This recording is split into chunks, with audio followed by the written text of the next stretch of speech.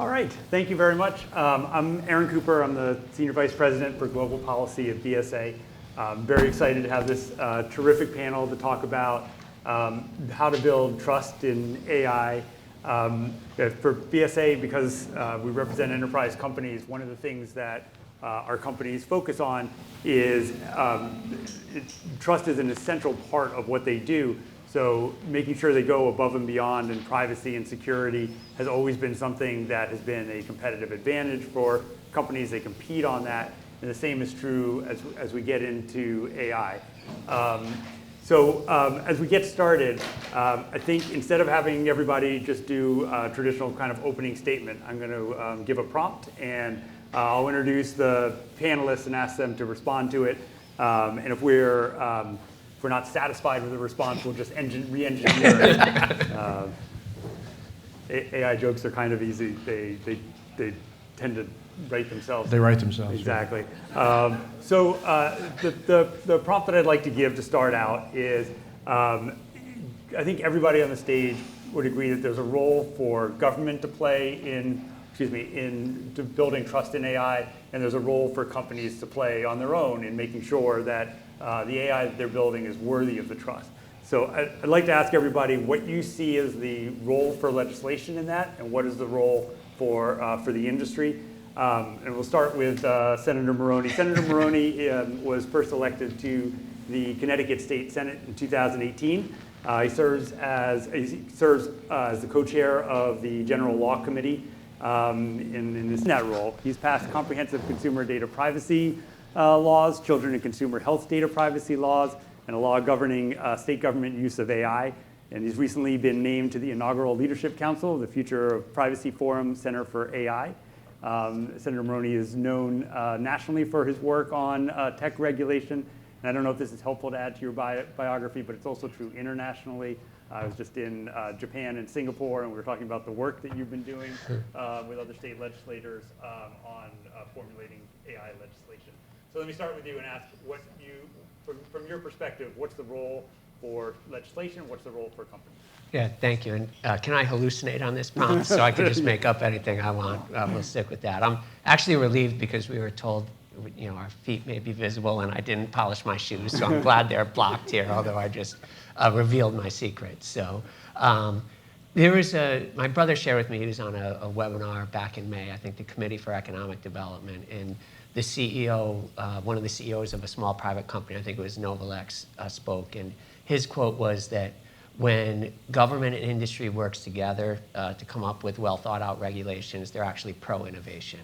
And so I think our role is to work together, with industry to come up with regulation and safeguards. I think we do need to foster that trust. I think one of the things in January of this year, Boston Consulting Group did a survey of companies, and 62% of the companies that they surveyed said they're holding off on fully investing in AI until there are more clear regulations. So I think we need to have some clear lines, right, of what you can and can't do. I think people don't want to get started and then have to change. The same is, from looking at from consumers, Pew Research does a survey on attitudes each year on AI, and this past year, only 10% of the people are more optimistic than concerned about AI, and it's 58% of the people who are more concerned than optimistic. So I think in working together to create transparency requirements, to create some clear red lines of what you can and can't do, and some safety testing that I think, one, it'll bring more adoption across both companies and consumers. So I think the role of us now is to convene and to work together to come up with some well thought out, starting risk-based regulations. Thank you. Hugh, let me turn to you. Hugh Gamble serves as Vice President for Government Affairs at Salesforce, focusing on the US and Canada. I've been there since 2015, and prior to Hugh's current role, he worked for Senator Chambliss from Georgia, Senator Cochran from Mississippi, and I got to know Hugh working on bipartisan legislation when Hugh was General Counsel for Leader Lott. And it's great to have you. Here. I know for Salesforce, we've always been thinking about exactly what the senator was talking about. That if we're not building trust in services, customers aren't going to purchase it. Salesforce was one of the first companies to be actively advocating for data privacy legislation. How do you see responsibility for the company and for government? I think that actually is this thing. Can you hear me, guys? Okay. I think it's exactly right. In the enterprise space, obviously, most of our customers are companies that have customers themselves. So you're talking about a more generalized sentiment around AI in a lot of these instances.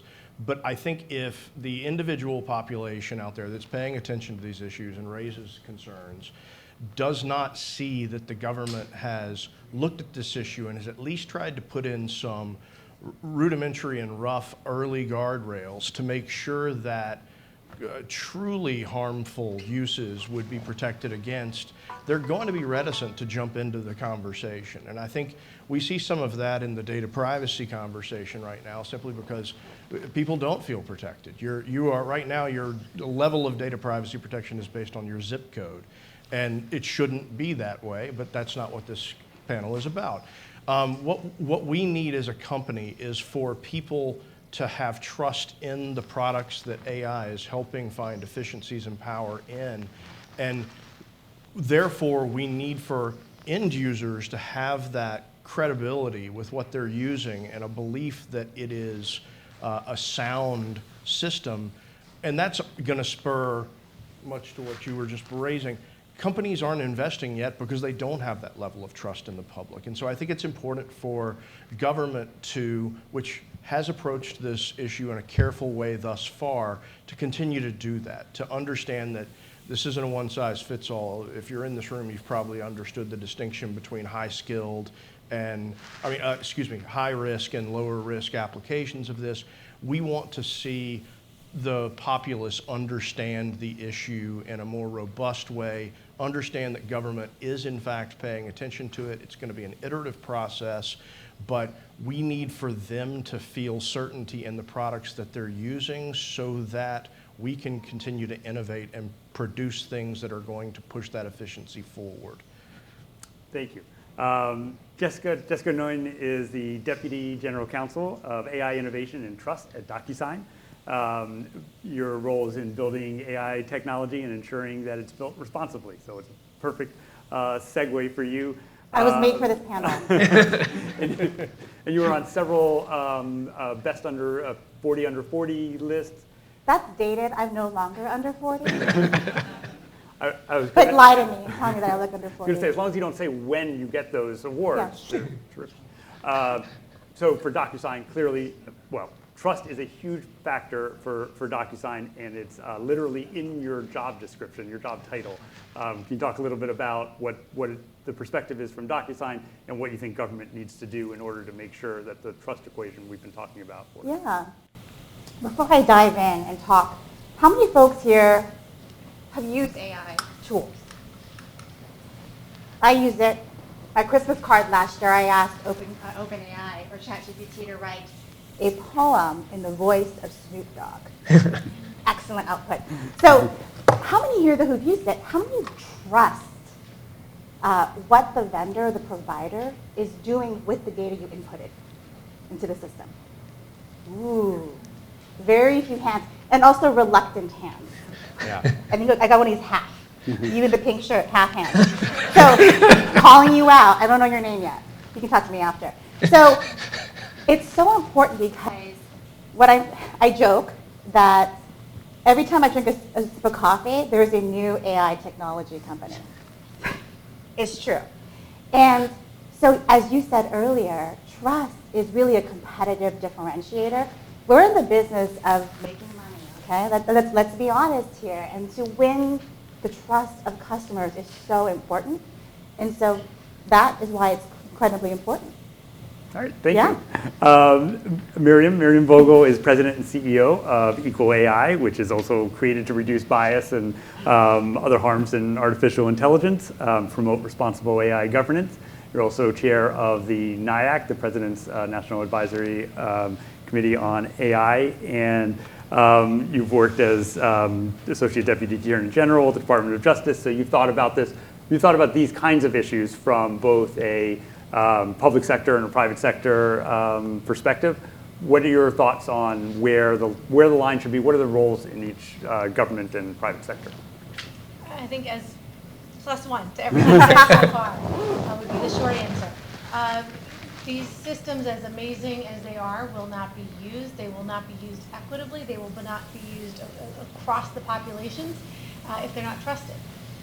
So the best role for government, it's interesting, regulation has become a dirty word, but it is regulation that made us feel safe to jump in the car that drove us here today or the plane that took us here today. Without, I would argue, regulation, we would not have those standardized safety protocols that we may not all know the specifics of what each protocol and standard is, but we know they're in place and trust that enough to get in that innovation and do so repeatedly. So that's really what we need here. There are a lot of laws in the books. I know we'll get into that shortly. So I think we also need to go into this with eyes wide open. In our position at EqualAI is we're trying to help people reduce liability. It's not good for companies, and every time there's a lawsuit, it means someone has been harmed. So the more we can have eyes wide open as to how to build trust in those systems and how to make sure they deserve our trust, we're all better off. So the role of government is helping make sure that we find that balance and how do they deserve our trust? How do we make sure that there are standardized protocols in place that all AI systems need to adhere to, and so that consumers can trust that those are the operation. That's a really good point. It's not always the case that the interests of businesses and the interests of consumer protection or what government wants to do in terms of regulation match up, but it is definitely nice when it does, and this is a situation where improving trust is good for everybody as long as that trust is well deserved because of the guardrails around it. For Hugh and Jessica, we often talk about the importance of interoperability among different laws, that you want to have one compliance system that can work broadly, and while we can't expect that all states or globally we're going to have identical laws, having consistency is really important. Let me ask Hugh if you could start. Could you talk a little bit about, from your perspective, from Salesforce perspective, what makes interoperability among laws important and what are the things we need to look out for? It does, and Aidan mentioned some of this in the previous segment where it becomes an issue for new market entrants. You could have a situation where complying with a diverse set of different incongruent regulations could become incredibly complex for smaller market entrants and smaller players. But it also is an issue for us where we have global companies that have compliance requirements. And so you need to be speaking at least similar languages with definitions that match up. And certainly the values from jurisdiction to jurisdiction can vary, but having that sort of baseline of understanding that at least the terminology and the understanding of the different components that you're discussing, and there's some homogenation across that, is vitally important. It will allow us to find ways to be, help our customers be in compliance in whatever jurisdiction that they choose to operate within. But I can't underemphasize, Salesforce is a company that is, we have a large venture wing. We can be acquisitive at times. We can partner with people. And so this is very much something where everything that I do in DC has that sort of nagging interest in the back of my mind of making sure that we're fostering our partner and smaller company ecosystem around us, partners that were smaller but certainly aren't anymore. Docusign is a nice partner with us that works in the Salesforce ecosystem. It's that type of thing where we want that benefit to go to everyone, not just largest, most incumbent players in this space. That regulation is important so that there is some homogenization as companies approach the issue. It's especially true in a fast-moving area like AI where the technology is changing, the different, not just regionally that people talk about, people use the same word and mean different things, but even locally, different industries might look at the same word, what's a risk, what's safety about, and really mean different things. Jessica, how do you see it at DocuSign? Yeah, not to repeat everything you just said. No, There no, are two. please. So brilliant. Remember, we're a good partner of Salesforce. We're a team force right now. So there are two things that I'm concerned about. One is stifling innovation, especially in the countries that have regulations that are more onerous in certain countries. I worry that those countries with more onerous regulations and doesn't have the market to justify for the Docusign or the Salesforce of the world to go enter that market won't benefit from all of the amazing 58% of folks who believe there's a lot of good that AI tools can provide for our day-to-day lives. The second concern that I have is actual compliance.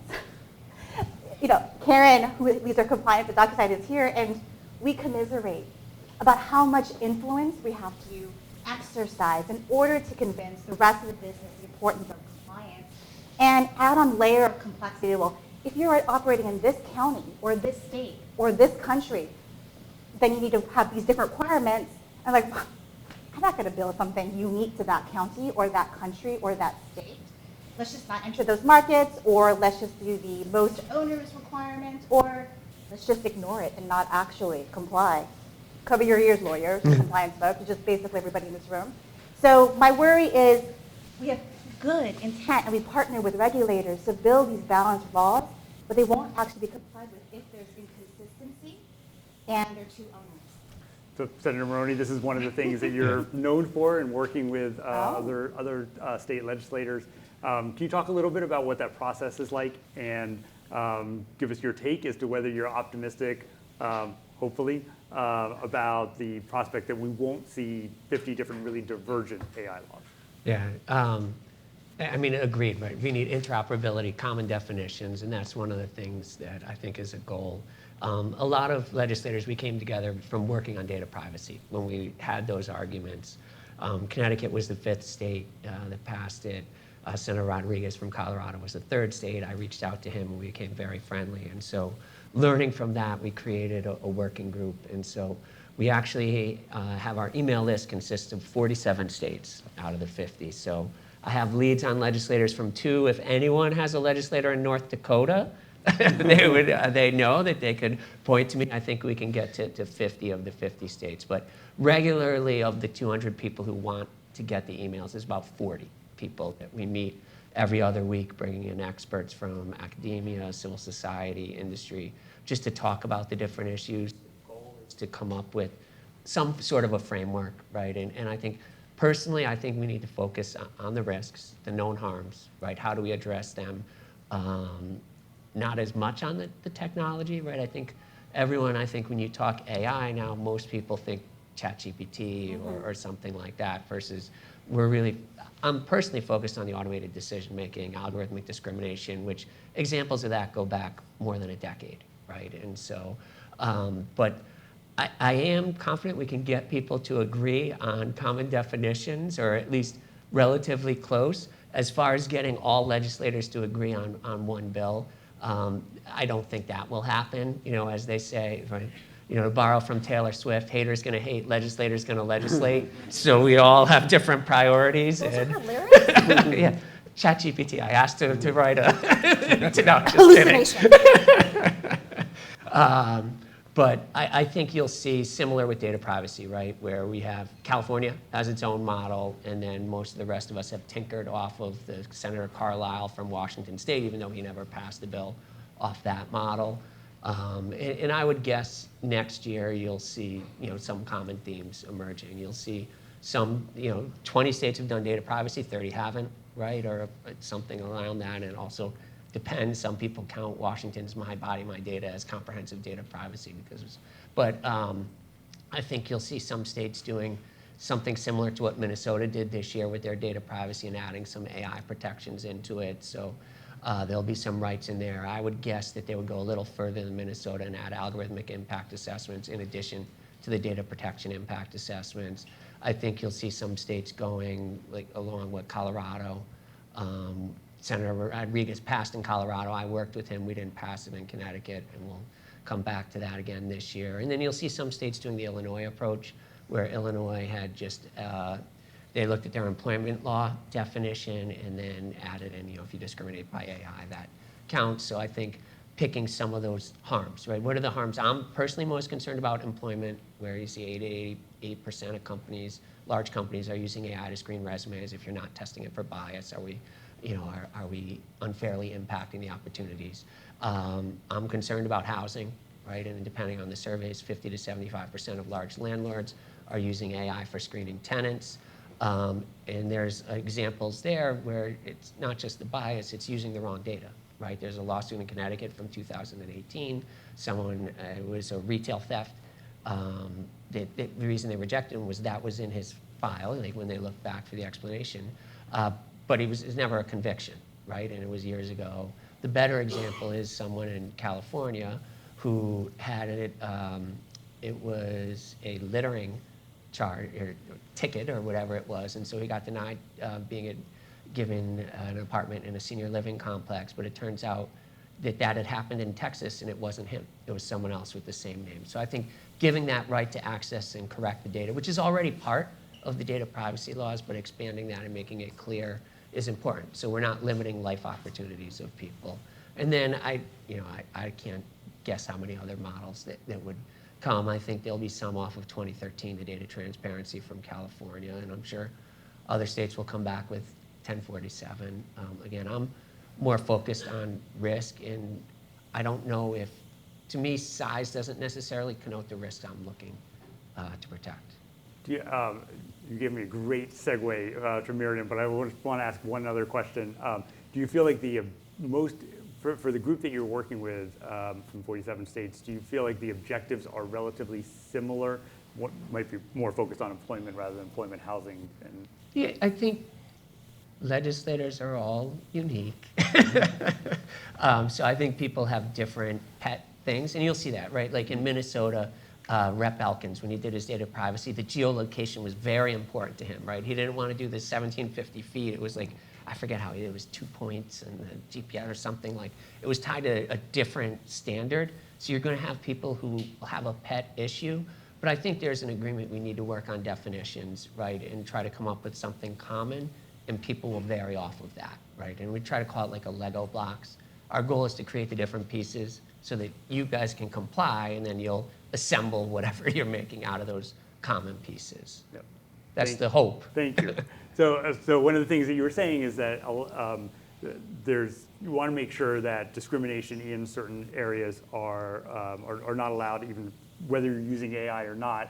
It kind of ties into something that Miriam just co-authored an article that was about what are the laws today from consumer protection to contract law, from intellectual property to civil rights law, that apply today to AI, just to sort of level set things.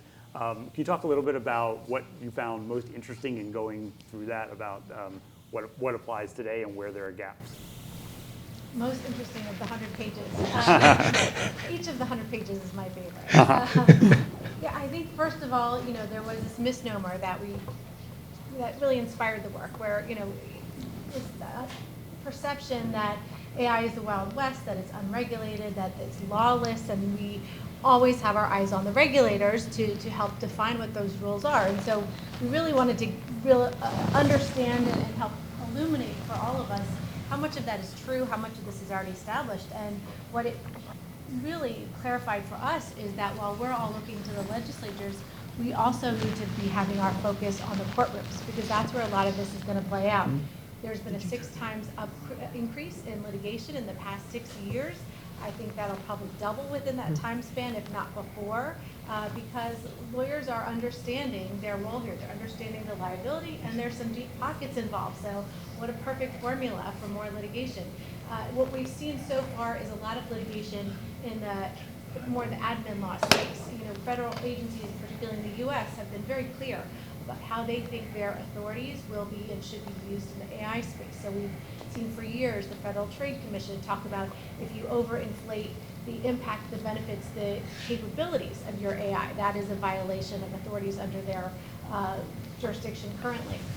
We've seen how they've used COPA, the Child Protection and Privacy Act, with Apple's use of electronic monitoring. And they found that there were violations, and that they also use tools that we need to be aware of. There's not only the civil criminal penalties that we're used to, but there's algorithmic disgorgement, where the federal agency can make your company go back and get rid of all that unauthorized data and algorithms that are in violation of their authorities. So those are some areas that we need to be mindful of. The EEOC has been very clear for years now about all the authorities. I mean, who is not using, does anyone here think they're not using HR AI systems? So does everyone think they are using AI in their HR systems? With the hands, if you think you're using it? Okay, and then the 3 hands that aren't raised, go back, you're using it. And they've been very clear that their authorities exist, whether you're using AI for recommendations or otherwise. They came together for joint historic statements with Department of Justice and CFPB and others at the FTC to say, look at how you're using it. For instance, a lot of companies are using it for audio AI capabilities. Well, as much as we know there have been problems with facial recognition, even more problems with audio recognition.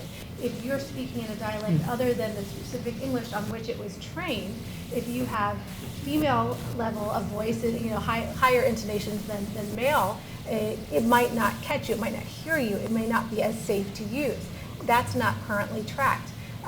But what they specifically pointed out is not only do we know of those violations, but if you have a speech impediment, it will not understand you in many cases, if not most cases, and that could be an ADA violation.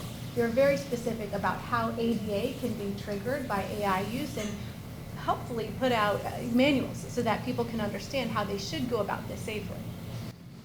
So a lot of that gets to, even if there aren't specific AI rules in place, that it's important to make sure that you're putting guardrails in place as a company, because you don't want to end up in that situation.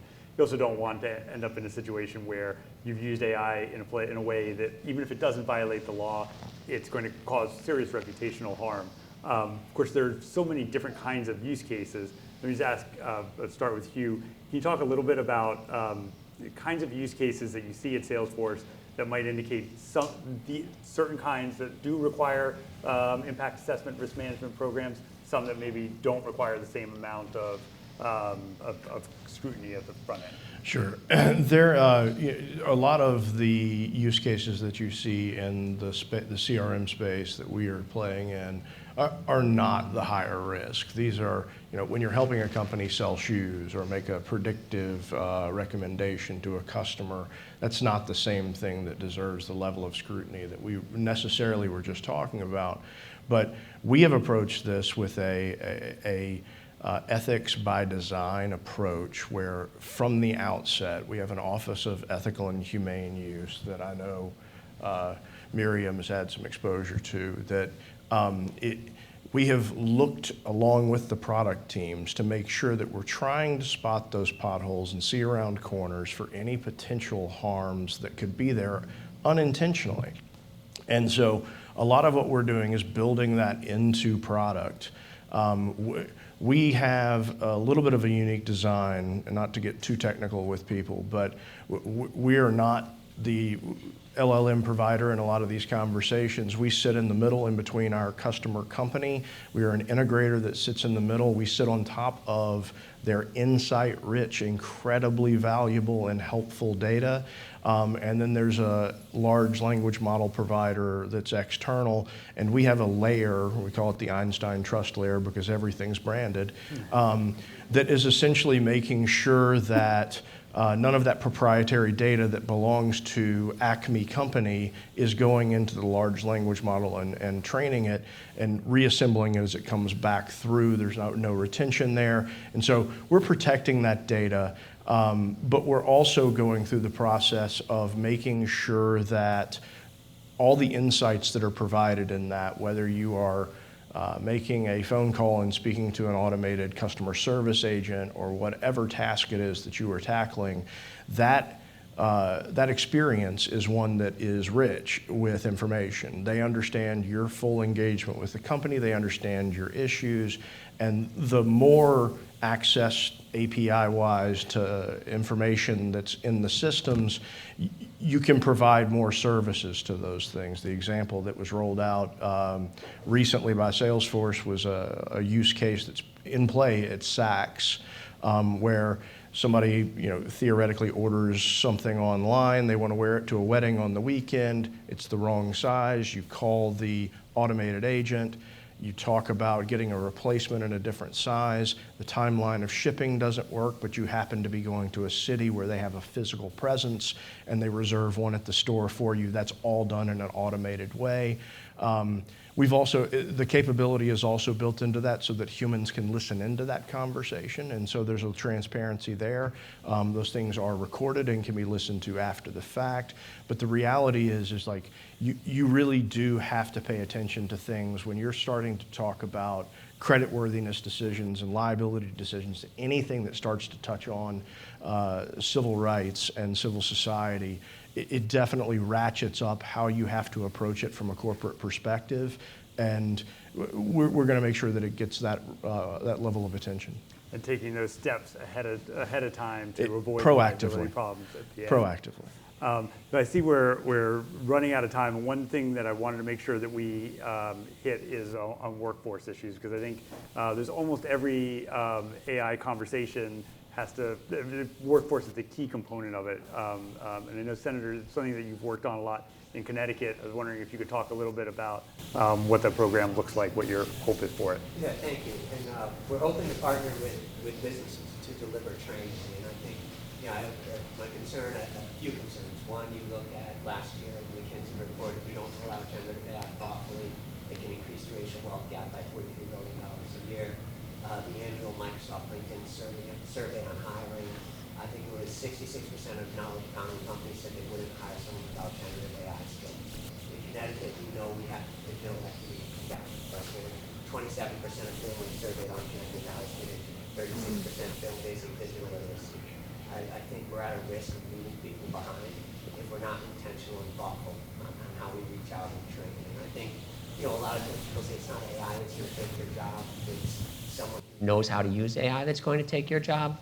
But Delegate Maldonado pointed out that that's not always the case, right? There are some careers that are going to disappear because of AI. And when you look at Indeed's survey of their top 25 careers, the percentage of skills that can be replaced by generative AI, 2 of the top are administrative assistant and customer service representative, which a lot of times are done by women and women of color, right? And so we need to be intentional and thoughtful in how we're doing the training. The other thing about those careers is they're gateway careers, right? People come in, they work, they do a good job, and they move up. And so if we're taking that bottom rung out, we have to be very thoughtful in making sure we're giving people the opportunity to succeed. And so we built the Connecticut Online AI Academy. I understand that Recoding America, they point out in there, one of the quotes in there was that for a lot of people, it's not creating a new relationship with government, it's repairing a deeply broken relationship with government. So there are a lot of populations we've let down who aren't just going to do training because I tell them they need to do that. And so we're trying to partner with nonprofit groups and reaching out with the boots on the ground in the community. And so some of the ones like we're looking at is we're creating a Teens AI Academy that we're going to roll out through Boys and Girls Clubs as part of a permission slip. When the parents fill that in, would you like to be enrolled in the Connecticut Online AI Academy? I spoke with the executive director of the Office of Early Childhood. They're doing the nurse home visiting program for one of the hospitals. It's every child who's born in there, but it's typically if you're in Medicaid or other. But they're going to reach out to parents and let them know about this opportunity. There's actually research that when parents have a job, there are better outcomes, right, for the child, as well as adult ed and GED programs. So we're trying to find a wide approach and combine between the online. The other thing is, we have partnered with Google to use their AI Essentials, but we're looking to partner with other people to deliver their content. We shouldn't be creating, we should be curating content, right? But their research shows that if you do their program on your own, it's like a 10% completion rate. But if you do it in conjunction with a nonprofit, it's it's close to a 90% completion rate. So we want to make sure we're providing support. Senator, that was such a good answer that we put more time on the clock. So it's like you get bonus time if you answer well. So let me follow up on, it's good because I had more questions and I didn't think I was going to get to them. One of the things I wanted to talk about, and Senator Maroney alluded to this a little bit earlier, is about what we mean when we talk about AI risks. The Department of Homeland Security talks about risks, among other things, in terms of the ability to use AI to create biological weapons. The Department of Justice yesterday was talking about the use of AI to engineer better cyber attacks. The White House thinks about it a lot in terms of national security. But then I think that sometimes misses a layer that we hear from stakeholders, and we've heard up here that you were alluding to, about the risks that are about discrimination and bias that come in automated decision making. And I'm curious, maybe we can just sort of start with Miriam to think about or talk about what you think of as the kinds of risks that we want, that we think that legislative action is important for. Thank you for that question. Does this work better than the other? Okay. Those are all real risks. I don't think that, I think it's a false choice that to pick one. And so, we really do need to have our eyes on the prize on each of these concerns. But my biggest concern is that we don't use AI in a way that creates the opportunity that we're promising it will, that we're hoping it will. Right now, when I talk to most audiences, almost every audience is fearful. And there's different flavors. It's they're afraid for their job, they're afraid for their children, they're afraid they won't understand. There's all different reasons, and they're all valid. Particularly judges trying to understand how they're going to make interpretations on AI now without Chevron deference. Lots of real reasons why people should have this fear. But if we continue in this way, we will realize our worst fear, where it is only benefiting and made for a homogenized group. So I think the best role that legislatures can play is making sure that we realize the opportunity, making sure that there's AI literacy, making sure that more people feel comfortable with this technology, and that's not just digital literacy. It's much broader than that. It's critical thinking. It's too many audiences, if you ask how have you used AI in the last day, they'll think they haven't, and that's just not acceptable going forward. We need familiarity and we need ownership over it. We need people to feel comfortable as to what they're using and how. So I think whether it's for the general population, upskilling the workforce, right now we're asking each company on their own to take this on. Well, there's a lot of problems with that. First of all, only some companies are going to be able to afford it. There's not going to be consistency in the skills that they're building. It won't be with a 10-year direction. It'll be with a shorter turnaround. And there's no way to evaluate whether or not those are the right skills and those are the right way to learn the skills. We have all different kinds of learners. We need more government-funded and supported studies, and we need more public-private partnerships. I think at the end of the day, one of the benefits and opportunities of AI is to help us rethink all of our traditional norms, and there needs to be more public-private partnerships so that we can better answer these questions of how do we upskill, how do we make sure that our general public is AI ready, and that all those opportunities we're so excited about in healthcare, in education, are actually reaching those people, benefiting those people, including those people that we're thinking about. Jessica, as you're thinking about what it means at DocuSign as you're doing responsible AI and with trust in your title, if your customers don't trust the AI that you're putting out, and they're worried, to Miriam's point about literacy, which I think really also gets to, is there going to be a negative reaction when they find out that there's AI empowering some of what DocuSign does? What are the kinds of harms or risks that you worry about, or you think policymakers should worry about, and how do we get over that hump? Yeah, so I'm glad you mentioned that. DocuSign does take a customer-focused approach, which is vitally important for competitive differentiation, and what you touched upon, actual adoption. Who cares about technology if no one's actually using it? So, in terms of what you just said, I'm very biased, but also unbiased. Does that make sense? Biased and unbiased opinion? Remember Sure. this, okay? I can make regulations. I don't think that using AI capabilities to create and manage your agreements is super sexy or risky.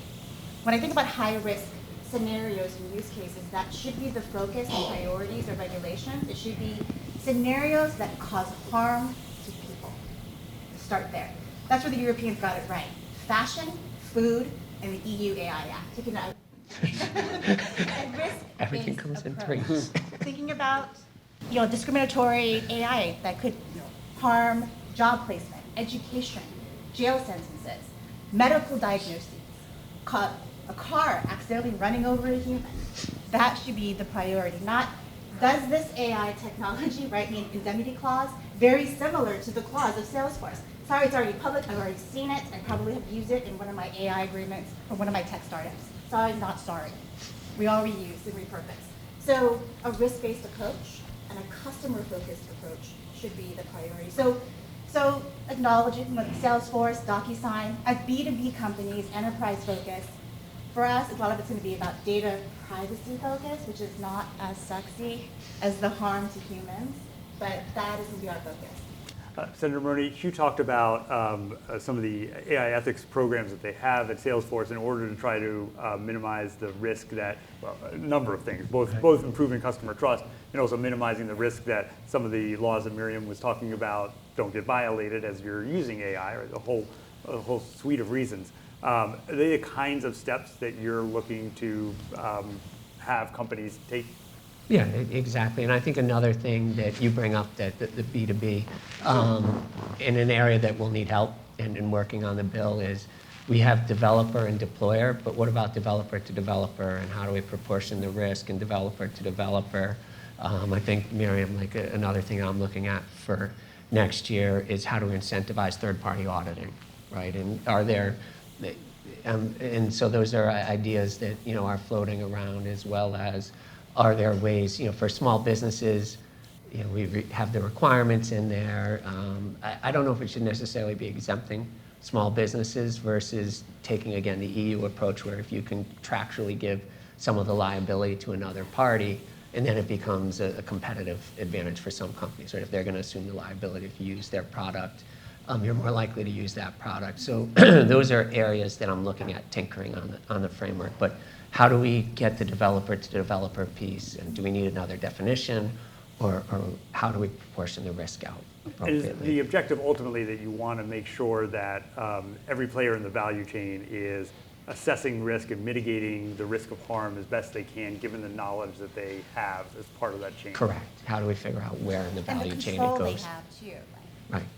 And Miriam, is that kind of structure consistent with when you're advising companies about making sure that they're developing responsible AI practices? Is there anything you would add to the way we've talked about it? Yeah, I think it's important to have what we like to call good AI hygiene, more generally, where we look to the regulatory space and legislators is to create more norms so that we can all have consistent definitions. In the meantime, different responsible AI leaders are coming together and defining for themselves, this is best practices in this area. And it's things as simple and as commonplace in good governance as making sure there's accountability. Who in your C-suite is the ultimate decider, has the authority, the resources, the ability to sign off on the budget and other concerns as they come up.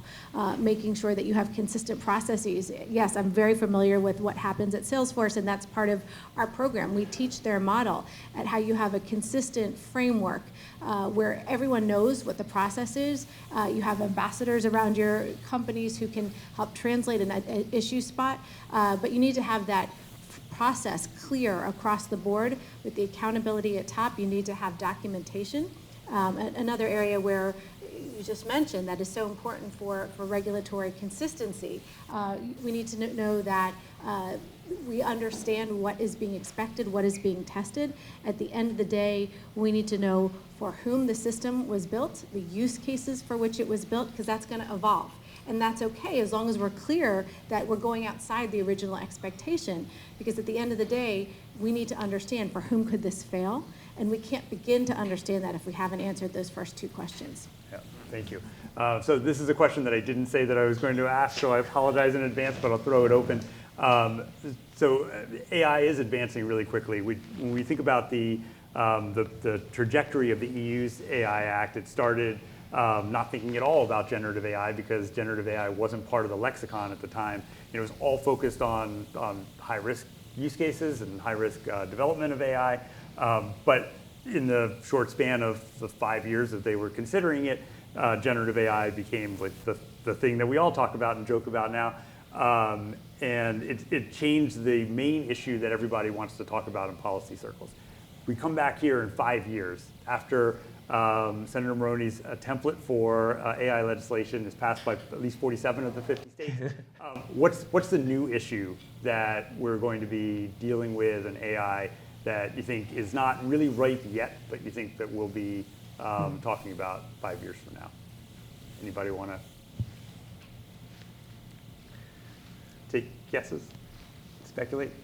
I mean, I'd love to think that we're going to have all new questions, but I think making sure that AI can hear and see all of us is going to be something we're going to continue to. I wish it was going to be solved, but I think it requires constant work. There are going to be new use cases, new uses, new end users, and byproducts of those new uses, unintentional end users who need to be able to be seen and heard by the AI systems. So. Yes, we will have new technologies and new questions, but I'm fairly confident that it's something we need to continue to be talking about, thinking about, so that it does see and hear all of us. I think, yeah, I agree. I mean, this is not a one and done. My committee, we get to regulate all the fun things. I have sports gambling, recreational marijuana, alcohol, and AI, So, but we do alcohol, we do an alcohol law every year. Alcohol is thousands, of years old, and yet we still have to tinker with the laws. I think we'll be back, right? It may be having to modify definitions. It may be, as we find out some things haven't worked, fixing them. But I think in 5 years, it's probably going to shift to be more domain specific, right? I think we're going general now. It's going to be specific use cases that'll need to be regulated and with people who have that specific knowledge for that area. So I think it will be general now, but I think later it'll be more domain specific. I always wanted to be a fortune teller when I was a kid. So 5 years from now, I actually don't think that the issue would be significantly different in terms of deep fakes, fake news, misinformation, all things we just talked about. I actually worry that America will not keep up with the demand for AI-focused jobs, and that a lot of the Salesforce and the big tech companies of the world who are developing and selling AI tech will go to other countries to provide those jobs. And so we would have to race to upskill our workforce in America to keep up. That's what I worry about in 5 years. Because I still use an iPhone. I'm never going to drop those glasses and talk to my glasses and look silly. I don't think 5 years is going to change the issue. It's the workforce, and can America keep up with the demand? I'll just simply add, I think that the workforce issue, that is going to be one that is a bit evergreen, at least for the foreseeable future.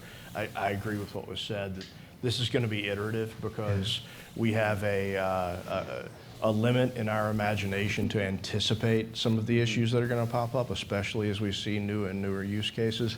And then obviously Skynet. I'm just kidding. I feel like somebody had to be provocative and say it. So Salesforce has been doing skills programs for as long as I can remember working with Salesforce.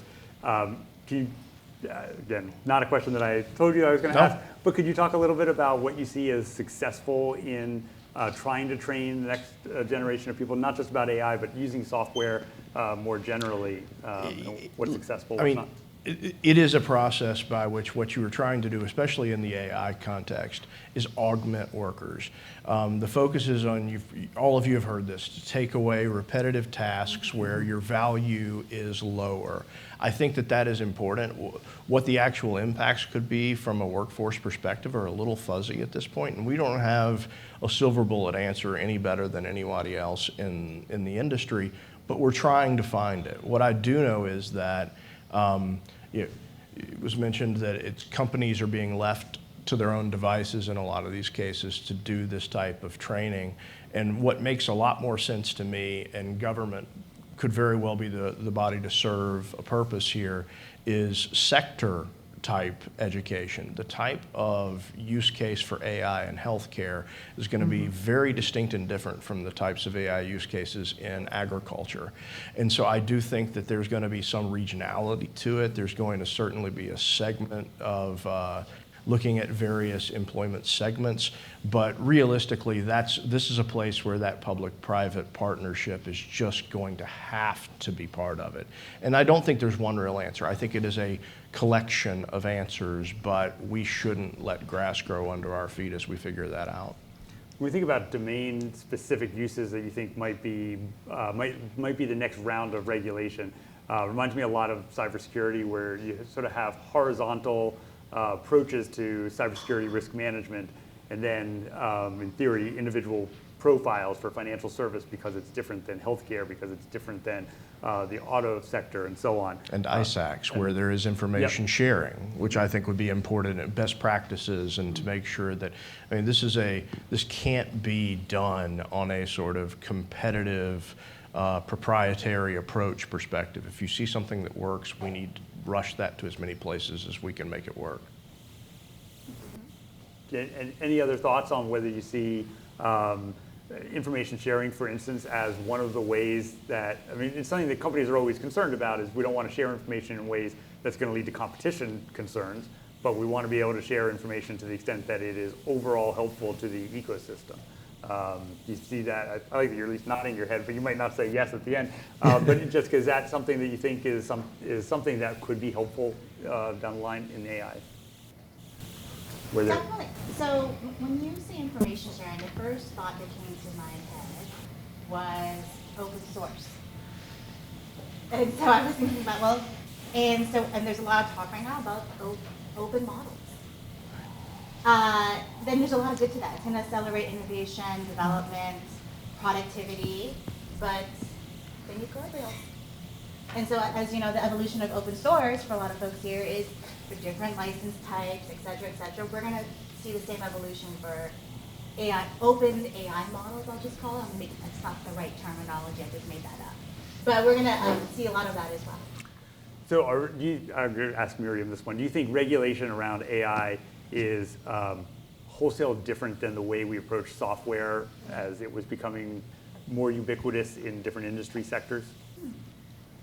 Is or should be. I think it is time to rethink our models. It is time to rethink how government has and should play a role. And to your point of information sharing, I think, so I would say there are three main areas where I would like to see action by government in the near term. AI literacy, as I mentioned, metrics for evaluation. We need to standardize it so that it's not every company defining for themselves what it is, and the consumer can know. There's consistency. The end users know and have shared terms so that when, AI has no borders, it's going to cross 1 million hands. We need to be able to have consistency in knowing what was tested and when. But the third is for incident reporting and other challenges, we need to be, and opportunities. Where is it working? Where is it not working? I think that's another key role because you need to authorize that conversation. You would think that, yeah, you're right. It's not something where you necessarily are in competition. If you have a risk, if AI is creating cyber intrusions, if AI is harming, discriminating, you would think that's something that companies would want to talk about, and they do, but they don't have enough authorization right now to have those conversations. So we're privileged at EqualAI that we are authorized to have these conversations, but there's not enough safe spaces. And it should be not just okay, it should be welcomed. And government, I think, should have a role in that so that they can be thinking about their regulatory actions and making sure that the right players are aware of these risks and opportunities as they come up. Maybe I'll use one of the things that Miriam said as sort of trigger for last comments around. Senator Maroney, we're here in DC. If you could wave a magic wand and have Congress pass a law that does 3 things in the next Congress around AI, what would you have them focus on? Yeah, I think risk-based, right? So protecting against known harms. I think that the impact assessments are critical and should be foundational, as well as the audits, disclosures. But I do agree in the education, right, and looking at long-term on the workforce development. And so I just finished reading Ethan Mollick's Co-Intelligence, and at the end of the book, one of the quotes they shared was that with technological disruptions, we tend to overestimate the impact short term and underestimate the impact long term. And so while short term we're not going to see job loss as much, right, that people are afraid of, we don't know what it is long term. So making sure we're building those skills into the younger generation, starting with the, with kids. Hugh is concerned about the long-term effects of Skynet, so there's at least some of that. Jessica? What was the question again? What 3 things would you like to see happen in DC next year around AI? Yeah. I echo everything that everyone just said.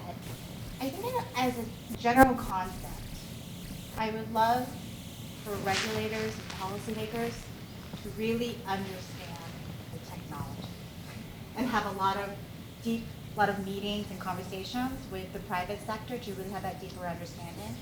And so that there is a right balance between innovation and the benefit of technology and protecting of the citizens and constituents and safety. As long as there's that balance, I'm a happy camper. And the details really are going to be specified by risk and use cases. It's a very generic answer. I totally get it. Feel free to judge me.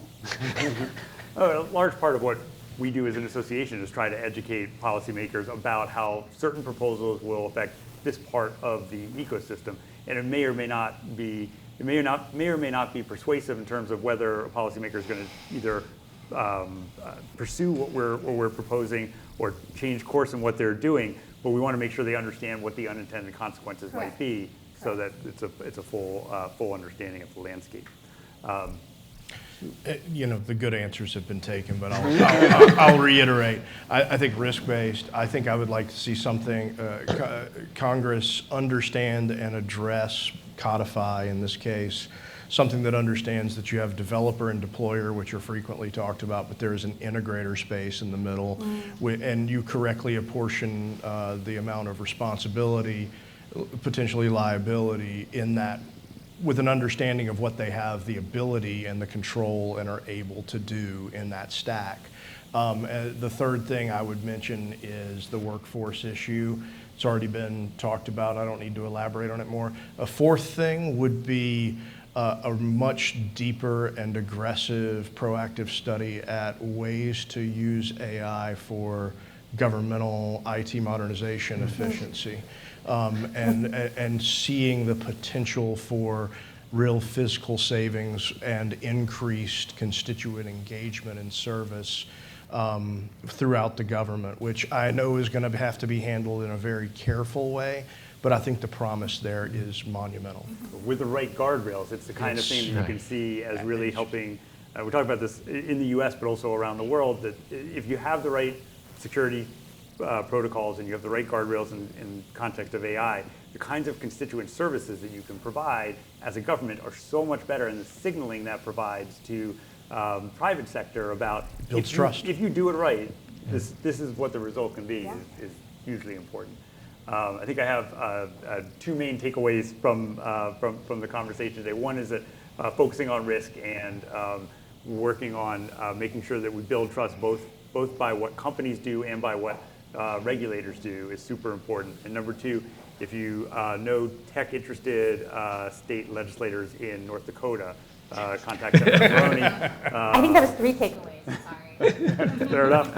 And the third and the fourth is that I can't count.